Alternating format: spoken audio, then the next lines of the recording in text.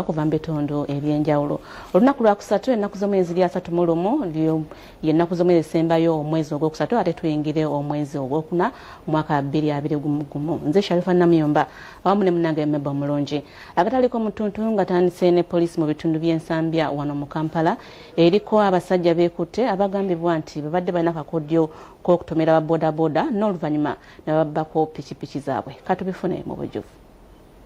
Poliisi ya Flying Squad mu Kampala South ekubye amasasi mu bbanga ng'ekwata abagambibwa okubeera ababbi ba bodaboda mu galagi babasanze. Eno baddeyo bodaboda 20 era ng'ekikwekweto kigenze okuggwa ng'abantu 10 be bagobeddwamu obwala nga bino bibadde Katale zone.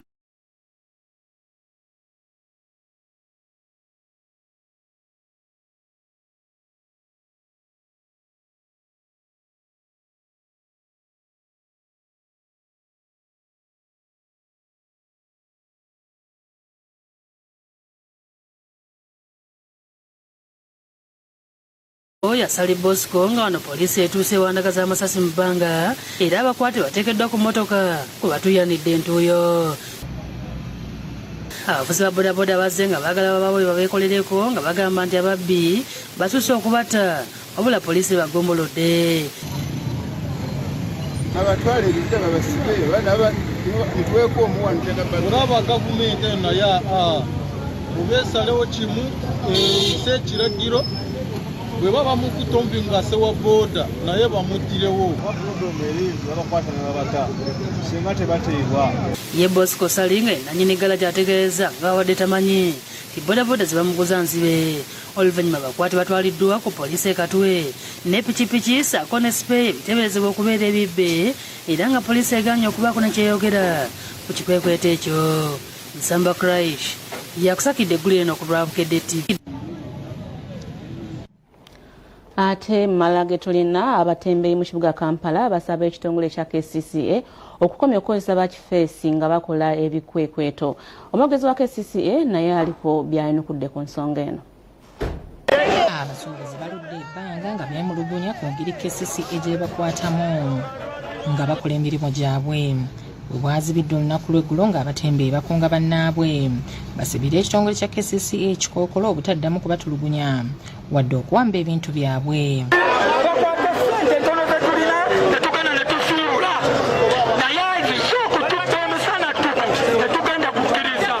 Embeera abasajja gye baleese simanya bano bakirini sitoosolite sibategeera sibamanyi kuba n'abasajja abalimu kati abagamba nti bazze batugobe Kampala babadde babbi. Ogamba muno ogenda tukwata nga tukola otusibe emyaka 6 kitegeeza nti ndowooza balala banaasobya tetujja kolaki ate batuleeseemu n'abantu be batuleeseemu babbi ffe ffennyini tubamanyi babeera ku mwala tebabeera gye bava ababbira ku mwala be batuleeseemu ate babeere nga batukwasisa empisa. Saba KCCA ekozesa abantu abatuufu abalina okukola ebikwekweto nga bwe kinaaba kigaanye bo baakugwisa bwennyini bakifeesa ababatulugunya. Abalala babagoba mu wino kusedi bali ku ddembe era bikundi by'abayanja tetugenda kwerwana kuba gavumenti eremeddwa bakwata okubateeka gye balina okubeera. Njagala okutegeeza mukyala Kisaka ebyo byalimu bya bba talina musuubuzi yenna gwagenda kujja ku luguudo ne bw'aba ayagala nnyo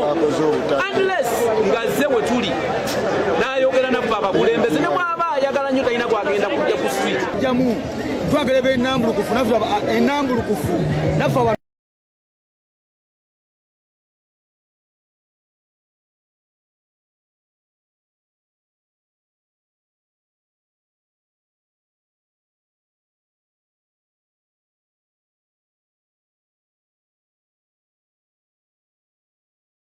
Olw'obwedda bino byonna bigenda mu maaso nga KCCA bweyisaamu ekimotoka ekirabula abasuubuzi okukuuma ebifo we bakolera nga biyonjo ssaako n'okwamuka ebifo bino kuba tebikkirizibwamu batembeeyi. Naye ekibuga okubeera smart kitandika naffe ffennyini abakikoleramu kubanga bw'oba oyagala ekitongole kikuyolera ebisaaniiko gwe mwennyini olina okusooka n'obijja mu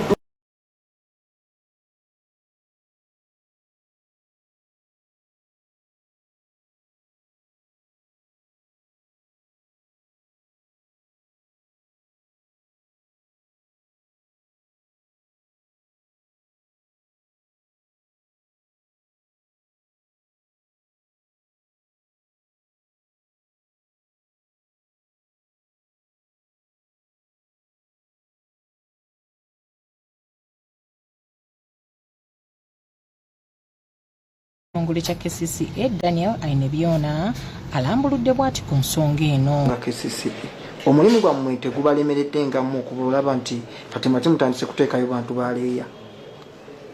Nga bwe ngambye ffenna tulina obuvunaanyizibwa mu kulaba nti n'ekibuga kigenda mu maaso. Naawe kennyini olina obuvunaanyizibwa obu-rebuking oba obugamba n'ekintu ekikolebwa kibi. So nga KCCA tukolagana ne buli omu ayagala emirembe, ayagala eddembe, ayagala ekibuga ekiyonjo. Lugendo Chris Paul yakusakidde eggulire lino ku Abhede TV. Kolera mu tteeka tofuma muntu naye tetujja kukkiriza kutubba. Ate bwe tugendako e Nansana, meeya wa munisipaali y'e Nansana Regina Bakite avudde mu mbeera n'alangira bakansala obutasoma ng'entaba evudde ku bakansala bano okufuluma kanso mu bintu byayise ebyekyana ekito. Bino byonna bibadde Nansana mu disitulikiti ey'e Wakiso.